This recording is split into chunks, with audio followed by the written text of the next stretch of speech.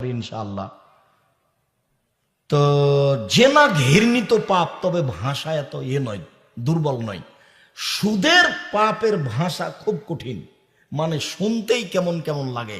রাসূল সাল্লাল্লাহু আলাইহি ওয়াসাল্লাম বলছেন, দিরহাম রিবা ওয়া ইয়ালাম আসাদ্দু মিন সিতাতি ওয়া সালাসিনা জিনিয়া। কেউ যদি জেনে শুনে 1 টাকা সুদ খায়, 36 বার জেনা করে যত পাপ হবে, 1 টাকা সুদ খেলে তার চেয়ে বেশি পাপ হবে। জেনা এখন দেখলেন কত ঘৃণিত পাপ, তার উপর বলছে 36 বার জেনা করলে অত বড় হবে না 1 টাকা সুদ খেলে যত বড় হবে। ভাগ আছে, ছোট ভাগ হলো মার সাথে জেনা করলে যেমন পাপ হয়। এবার সুদের পাপের 17টা ভাগ আছে, ছোট ভাগ হলো মার সাথে জেনা করলে যেমন পাপ হয়। আর ওটা আল্লাহ বলেছেন, যারা সুদ খাবে তাকে ভিক্ষুক হতে হবে।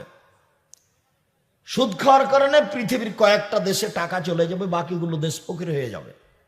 সুদ খাওয়ার কারণে দেশের 2-1টা লোকের কাছে টাকা চলে যাবে, বাকি লোকগুলো কি হয়ে যাবে? নিঃস্ব ফকির হয়ে যাবে, হতে হবে। ওটা আল্লাহ বলছেন, ইয়ামহাকুল্লাহু রিবা ওয়া ইরবিস সাদাকাত। সুদ মানুষের টাকাকে সংকুচিত করে, সুদ মানুষকে ভিক্ষুক বানায়, আর দান করলে মানুষের টাকা বেশি হয়ে যায়। একথা আল্লাহ তাআলা বলছেন। কাজে আপনি সুদ খেয়ে টাকা বেশি করেছেন, হয় আপনি ভিক্ষুক হবেন, নাহলে আপনার ছেলে ভিক্ষুক হবে, হতে হবে আজ হোক কাল হোক। ওখান থেকে ফিরে আসার কোনো পথ নেই, যেহেতু আল্লাহ কথা বলেছেন। এরপরেও শিরক যত বড় পাপ, সুদ খাওয়া পাপ তত বড়।